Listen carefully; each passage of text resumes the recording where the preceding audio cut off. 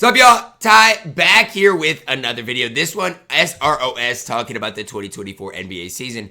Winners and losers. Obviously, Celtics won the NBA championship, but there were a lot of winners and some losers along the way. The biggest loser to me, probably the Golden State Warriors. I mean, you guys can let me know down below in the comments who your biggest loser was. That, to me, is it. Drop a like on the video. Go show love to SROS as well. So the 2024 NBA season is in the books, and I wanted to give you guys my winners and losers from this past NBA season. All the way from October to June, we have seen countless moments in the NBA that are going to stick out for a long time. And some players, teams, and fan bases definitely felt like winners this season with their expectations. And unfortunately, some also felt like losers after the 2024 season. The first winner I have to talk about has to be the Boston Celtics organization as a whole. Agree. I mean, you got to talk about them because they could have a mini dynasty over there. I'm telling y'all that right now. Front office with Brad Stevens going out and acquiring Jrue Holiday, Kristaps Porzingis last offseason. Jrue Holiday was a crazy get. And all the way down to the players themselves. We saw guys like Jaylen Brown, Jason Tatum, and Derek White elevate themselves into a new tier after this regular season and playoffs. The Celtics went 64-18 throughout the regular season and then dominated in the playoffs, going 16-3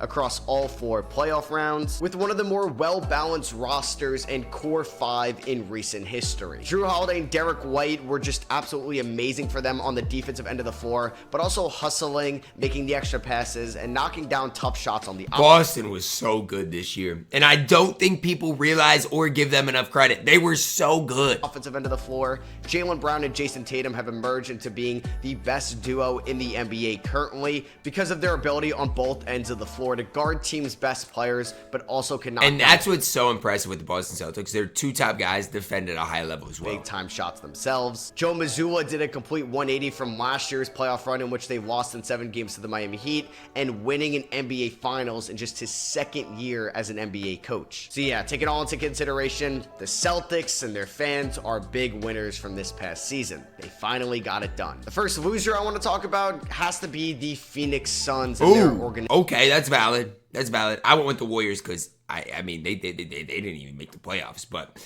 the Suns, I mean, they were bad in the playoffs, and it's like they built a super team, a lot of people would say. Organizational strategy. The Phoenix Suns made a blockbuster move at the 2023 trade deadline, trading their younger guys of Mikal Bridges and Cam Johnson to go out and acquire Kevin Durant. They also mortgaged the future as well, trading most of their draft picks every other year to the Brooklyn Nets. And then they doubled down after losing in round 2 last year in the 2023 playoffs. They acquired Bradley Beal this past offseason. And the Suns went on to go 49-33 and got swept by the Minnesota Timberwolves in round number 1, in which 3 of those 4 games weren't even close. Kevin Durant isn't getting any younger. Bradley Beal struggled to stay on the floor consistently and is making on average $50+ million over the next 3 seasons. And they even fired their head coach Frank Vogel after 1 year coaching the team. The Suns have already talked about drafting Bronny James in this upcoming draft or trading future. Man, the Suns, that's one team. I know somebody came out, I think it was their GM after the season, said like,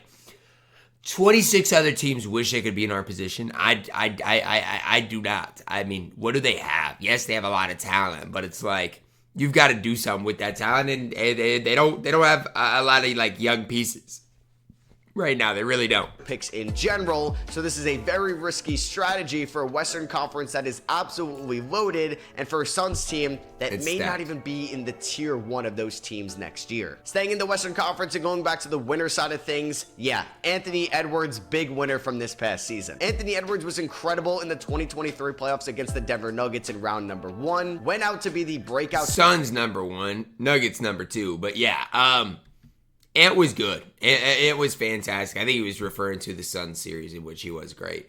And the Wolves will be back for sure. Star in the 2023 FIBA World Cup last summer as well, and this year he carried that momentum into the 2024 season, posting 26 points, 5.5 rebounds, 5 assists a night, was an all-star as a 22-year-old, and then in that sweep against the Phoenix Suns, he averaged 31 points, 8 rebounds, and 6 assists, and then helped take down the best team in the Western Conference, the reigning NBA champions, the Denver Nuggets, posting 27.7 points, 5 rebounds, and 6 assists in that series, and helped bring the Timberwolves to the Western Conference Finals. And now Minnesota finally has their franchise star for the next 10 plus years. They do. I mean, and that's the one thing for the Timberwolves. There are a lot of questions, obviously, with the second apron. There are a lot of questions with the whole entire team. One staple is Anthony Edwards. He's going to make Minnesota fun and that organization great for quite some time. I'm sure Minnesota fans feel like big winners from this past season. For sure. Anthony Edwards is now talked about to being a top 10 player in this league. What an incredible rise from him just from last year alone. Draymond Green has to be a loser from this past season. He is a loser, man. Like, I'll be the one to say it. You are a loser, He Draymond. started off the 2024 season with back-to-back suspensions. Back in November, he received a 5-game suspension for basically choking out Rudy Gobert just to start off the season. And then not even a month later, took a swing at Yusuf Nurkic in the face and was suspended indefinitely. Gosh, man, that is so sickening to watch. And yet we have this guy on TNT. Are we serious? Just sickening. The Golden State Warriors. Draymond is coming off a 4-year, $100 million extension he received last offseason by Golden State, and with the on-the-court issues, quick ejections this year, it was a very disappointing season as a whole for the Golden State Warriors, and in my opinion, Draymond Green was at the forefront of that. He was. It also didn't help his public image either during the 2024 playoffs when he was on TNT's broadcast, and his public image just took a nosedive. He was constantly hating on Rudy Gobert and the Minnesota Timberwolves. That's what I'm saying. Like, your self-confidence has to be so low if your main goal is to hate on another human being. Like, and he doesn't do it out of like a funny, like he does it out of pure hatred. Like, he's not even trying to like joke. Like, he does it out of pure hatred.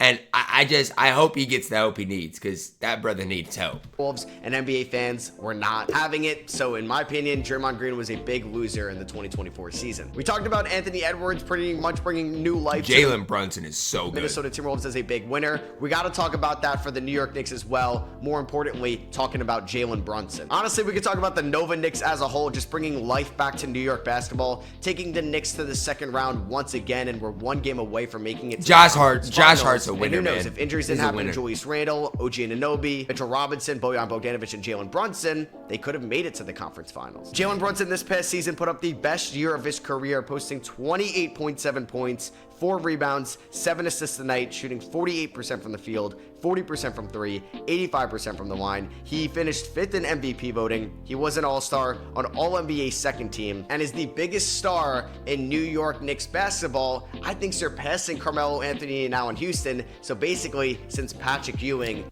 I mean, I think eventually he'll pass Melo, but right now it's kind of crazy. I guess, you know, it's just kind of crazy to think. My third loser and is say. going to be the LA Clippers' future. Once again, the Clippers are a big loser too, because they mortgaged everything for Paul George. If they would have just stayed solid, they'd have had such a good future. Obviously, in hindsight, with SGA, but had all the talent in the world to make a run in the playoffs, but once again, their star players ended up not being fully available. Kawhi Leonard missed most of their best player, and maybe when he's healthy, a top 10 player in the league. Round 1 series against the Dallas Mavericks, which marks basically the 4th straight year that Kawhi has been hurt for a Clippers playoff run and hasn't been healthy since the bubble playoffs. And a lot of people are like, Todd, Kawhi, when he's healthy, is good, and I agree. But when it comes down to Kawhi, and when it comes down to one of the worst contracts in history, it needs to be talked about. It needs to be talked about. If you're not healthy for the playoffs, what are you doing? What are you doing for that organization? Nothing. 2021 got hurt in round 2 against the Utah Jazz. Was not healthy at all during 2022. In 2023, got hurt basically right away against the Phoenix Suns. Same thing happened this year against the Dallas Mavericks. Paul George is facing free agency. Who knows what's going to happen with him this offseason? Could he leave the Clippers? James Harden. Sign a minimum, come to Minnesota, PG-13. Free agent as well. And these guys aren't getting any younger. They've traded a lot of their future first-round picks away. And with teams like the Nuggets, Dallas, the Thunder, the Timberwolves, and others in the Western Conference only getting better, this is a very scary situation. Yeah, what are the Clippers going to do? I mean, if Kawhi's healthy, he can carry a team far because he is so good. But what do they do? I don't know. For the LA Clippers. So in my opinion, big losers from this past season. I agree. Going back to the winners, yeah, it's got to be the OKC Thunder. OKC might be one of the biggest winners ever. The Thunder were the best team record-wise in the Western Conference this past season with one of the youngest rosters only in going to NBA get history better to do so. Shai Gilgeous-Alexander is just 25 years old and has surpassed the player that he was traded for back in 2019 in Paul George. Shai was a top 5 player in the NBA NBA this past season. Chet Holmgren was a top 3 rookie. Jalen Williams took another step. They have great role players like Lou Dort, Isaiah Joe, Cason Wallace, and Aaron Wiggins. Josh Giddey may get traded this offseason, but should fetch them solid value. They have cap space. They have every draft pick under the sun once again. The Thunder are going to be right back in the thick of things. The Thunder's a team. Look, I don't want to say it like this, but like you're looking for a team and they're your closest team, I'd be an NBA fan.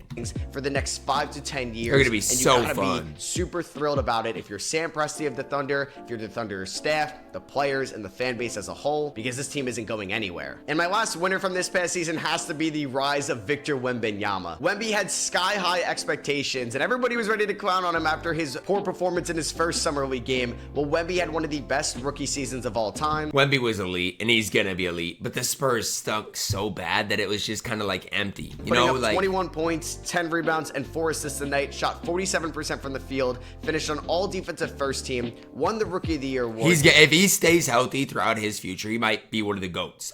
Genuinely. And finished runner-up in Defensive Player of the Year. And oh yeah, he's just 20 years old. And I'm lumping in 2 fan bases as my losers, and it's because of organizational incompetence. The first one, I'm sorry, Bulls fans, you gotta deal with this team in purgatory. There's talks about the Bulls even going out and re-signing DeMar DeRozan and running this team back. Like, the Bulls gotta do something, man. And hey, you may be fine next year, but that is going to be the 7th seed in the Eastern Conference, and most likely a round 1 exit if you make it out of the play-in tournament. Just re-signing Nikola Vucevic last offseason, not trading away Alex Caruso or Zach LaVine, and fumbling the development of Patrick Williams, and not entering a proper rebuild. The Chicago Bulls. That's what I'm saying. Patrick Williams could be good. Big losers from this past season. And I'm sorry, Nets fans as well. You had to watch Jason Tatum and Jaylen Brown just win an NBA title with the picks you gave them in the Kevin Garnett and Paul Pierce trade. The Nets want to add a second star to Mikal Bridges. If you look at who's won championships, these are the types of trades that win you championships. Who failed at being a number 1 for them this past season. And this team is in no man's land right now in the Eastern Conference. So yeah, that is going to be it for me. I hope you guys did enjoy the video. Great video from SROS.